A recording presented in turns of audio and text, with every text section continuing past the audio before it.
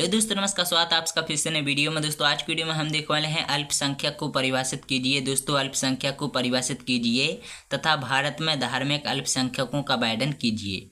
यानी दोस्तों explain minority minority and describe religious minorities in India. तो चलिए दोस्तों, सबसे पहले हम देख लेते हैं अल्पसंख्यक का अर्थ है, मतलब अल्पसंख्यक का अर्थ यानी माइनॉरिटीज।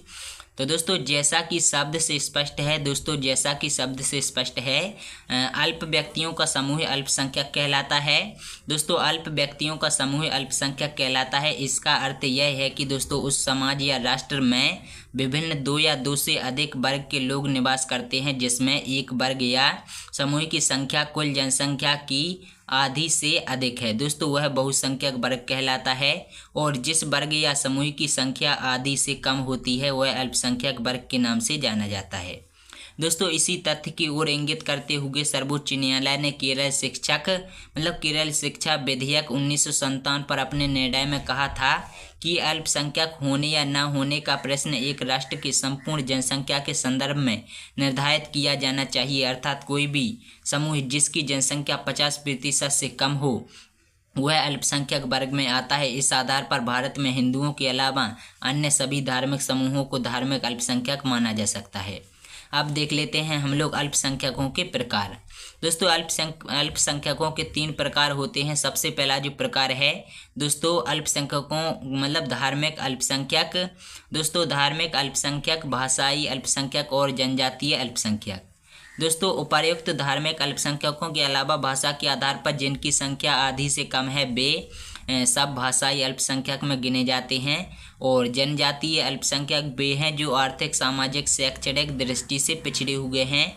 इन अल्पसंख्यकों का उद्देश्य शासन व संविधान में ऐसी सुविधाएं प्राप्त करना होता है जिसके द्वारा वह अपने धर्म और भाषा को सुरक्षित व विकसित कर सकें और बहुसंख्यक वर्ग के साथ जीवन यापन करते हुए अपनी पृथक अस्मिता और पहचान कायम रख सकें। तो दोस्तों पहला हमारा आता है इसमें भारत में अल्पसंख्यकों की श्रेणियाँ, यानी दोस्तों categories of minorities in India. दोस्तों भारत में अल्पसंख्यकों को मुख्यतः 3 श्रेणियों में बांटा जा सकता है। सबसे पहली जो श्रेणी है दोस्तों वो है भारतीय धार्मिक अल्पसंख्यक, दूसरा है भाषाई अल्पसंख्यक और तीसरा है जनजातीय अल्पसंख्यक।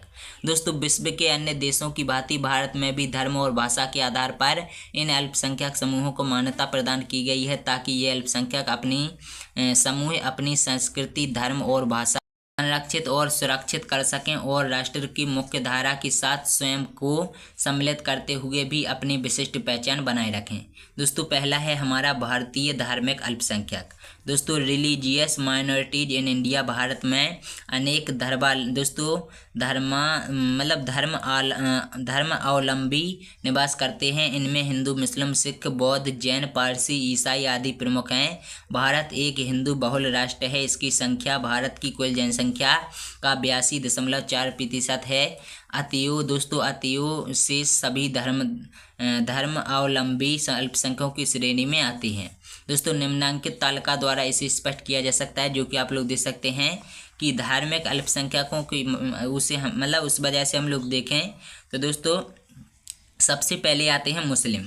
तो दोस्तों ये जो है जनसंख्या करोड़ों में है। सबसे पहले है 9.5 करोड़ मुस्लिम है भारत में। 1991 की जनसंख्या बता रहे हैं आप लोगों को। और प्रतिशत है 11.67% देश की जनसंख्या में।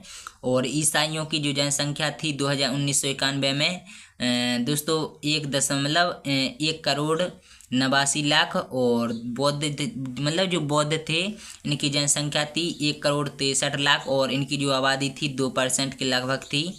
और चौथे जो थे बौद्ध दोस्तों ये थे 63 लाख इनकी आबादी थी और ये 0.77% थे। और जैन की अगर हम लोग बात करें तो दोस्तों ये थे 0.34% यानी 34 लाख, यानी दोस्तों 0.41% इनकी आबादी थी। तो चलिए दोस्तों उपर्युक्त तालिका से स्पष्ट है कि भारत की कुल जनसंख्या की 17.16% जनसंख्या धार्मिक अल्पसंख्यकों की है तथा 82.4% हिंदू हैं जो बहुसंख्यक हैं। अल्पसंख्यकों में सबसे अधिक जनसंख्या मुस्लिमों की है तथा सबसे कम जनसंख्या जैन अल्पसंख्यकों की है। और इन सभी अल्पसंख्यकों के संबंध में अब हम अध्ययन करेंगे। दोस्तों अब आता है मुस्लिम अल्पसंख्यक, और काफ़ी कुछ है, तो आप लोग तो देख लीजिए। सारा तो मैं नहीं बता पाऊंगा, अगर आप लोग कमेंट करोगे तो फिर से वीडियो बना दूंगा, पूरा का पूरा बताऊंगा।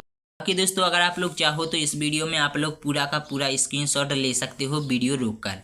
तो चलिए दोस्तों मिलते हैं अगली वीडियो में किसी नए टॉपिक के साथ में, तब तक नमस्कार, जय हिंद, जय भारत।